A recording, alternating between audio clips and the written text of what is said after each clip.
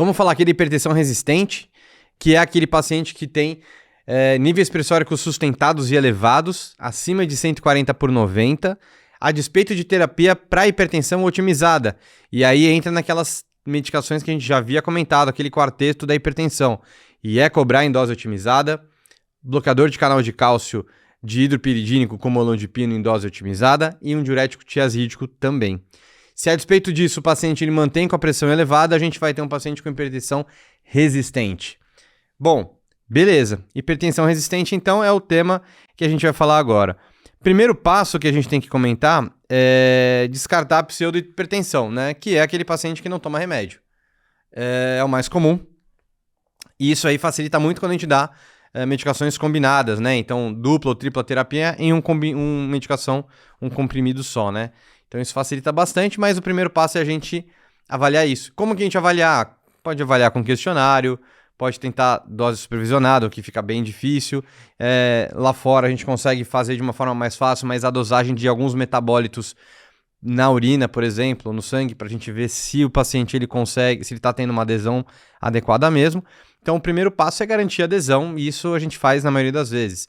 Para quem já fez residência de cardiologia ou trabalhou em serviço universitário, muitas das vezes que a gente interna um paciente para investigar uma hipertensão resistente ou refratária, a gente interna o paciente, a gente tem que tirar as medicações, né, pela metade no mínimo, porque muitas das vezes é só uma adesão. Então, vai reconciliar tudo que o paciente estava usando ou dizia estar usando na internação.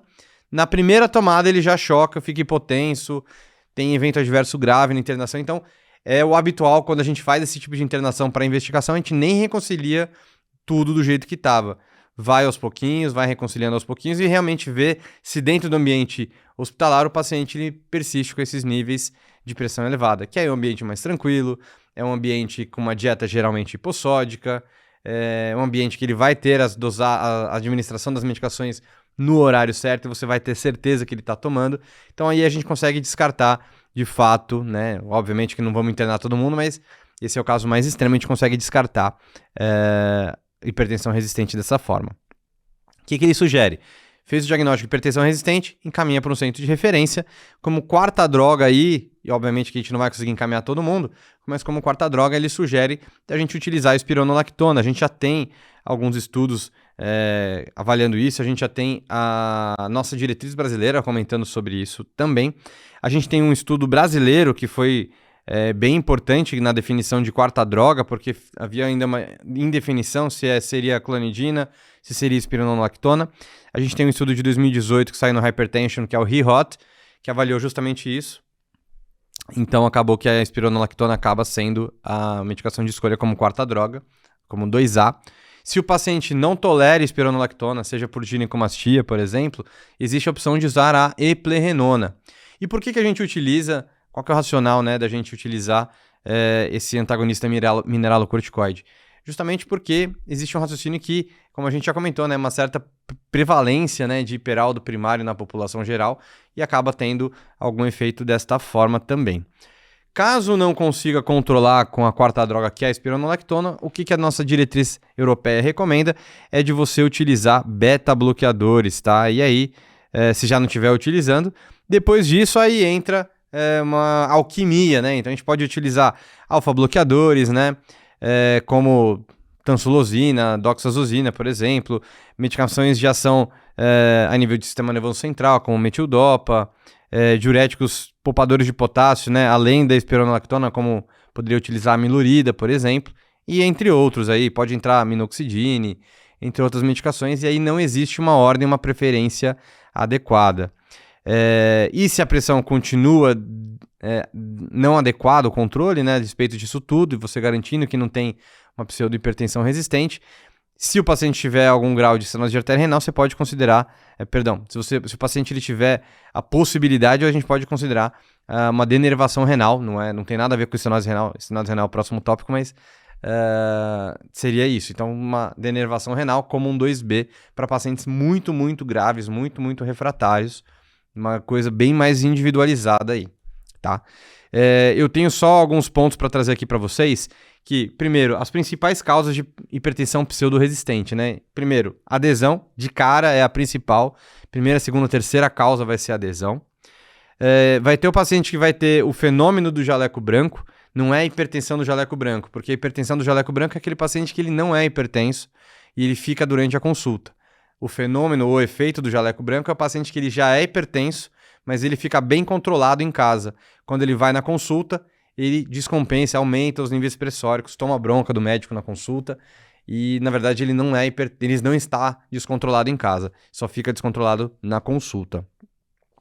Ou a metodologia que a gente está aferindo a pressão não está adequada também. O paciente ele tem uma calcificação da artéria radial, por exemplo, então ele pode ter uma pseudohipertensão sistólica, né? Então ele pode ter aquele fenômeno de Osler ali. O que mais que a gente pode ter? Munchausen, né? Mas acaba sendo um diagnóstico de exclusão, obviamente. E inércia terapêutica. Então, às vezes, o paciente está tomando um monte de remédio, que nem eu peguei outro dia, toma 2 comprimidos de furosemida, tá tomando beta-bloqueador e tá tomando uma dose meia boca de enalapril, por exemplo.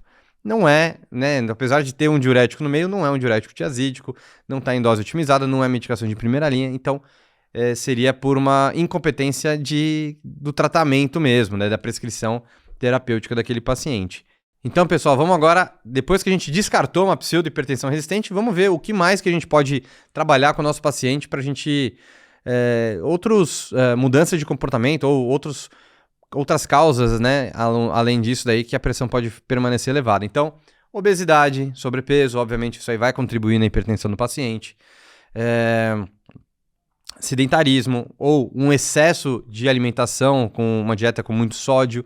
Isso a gente vai ter muito alimentos industrializados, embutidos, paciente que coloca muito tempero mesmo, muito tempero pronto. A gente sabe que no Brasil a gente ingere em média a população o dobro do recomendado da ingesta de sal e excesso de consumo de álcool, que como a gente já havia comentado no outro podcast com o Lapa, o álcool sim, ele além de piorar o risco cardiovascular, né, não ter um valor saudável e seguro para a gente orientar, ele aumenta os níveis pressóricos de forma mais sustentada, ao contrário do tabagismo, que ele piora o risco cardiovascular, mas ele não mantém níveis sustentados de pressão mais elevada, tá? Essas são outras coisas que a gente tem que avaliar também antes de encaminhar esse paciente, antes de continuar essa investigação. E agora, a gente tem dois outros pontos que eu ia comentar com vocês, que seria... 3, pai. Primeiro ponto, né? O paciente que está suspeitando que é um efeito de jaleco branco, como é que eu vou resolver? Posso pedir um mapa para ele e vou avaliar que em casa a pressão dele fica controlada e no consultório a pressão dele fica mais alterada, mais elevada. Pacientes que têm uma disfunção renal importante, né? Então uma DRC estágio 4 em diante, então clínice abaixo de 30, ele sugere também que, no caso, a gente utilize também diurético de alça por conta de um efeito, teoricamente, a gente ter menor efeito do diurético tiazídico, apesar de ter tido um estudo recente que viu que o diurético tiazídico abaixo de 30 de clínice tem efeito também.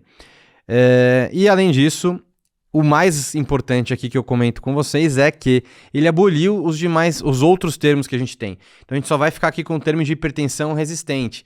O termo de hipertensão resistente controlada, que é aquele paciente que chega com 4 ou mais medicações, mas controlou. E hipertensão refratária, que é aquele paciente que tem 5 classes ou mais e não controla a pressão. Esses termos não foram incluídos na diretriz, tá? Então aqui a gente só vai ter o paciente que ele é hipertenso, resistente e só, tá? Então, controlou a hipertensão do resistente, não controlou a hipertensão do resistente, o único termo que a gente vai ter será este, pessoal. Então, relembrando, 4ª droga, espironolactona, 5ª droga, beta-bloqueador, 6ª, 7ª, 8ª droga, a gente tem um monte de opções para utilizar. E a gente pode individualizar e considerar uma denervação renal como um 2B para alguns pouquíssimos pacientes. E a gente vai comentar disso mais pra frente, tá, pessoal?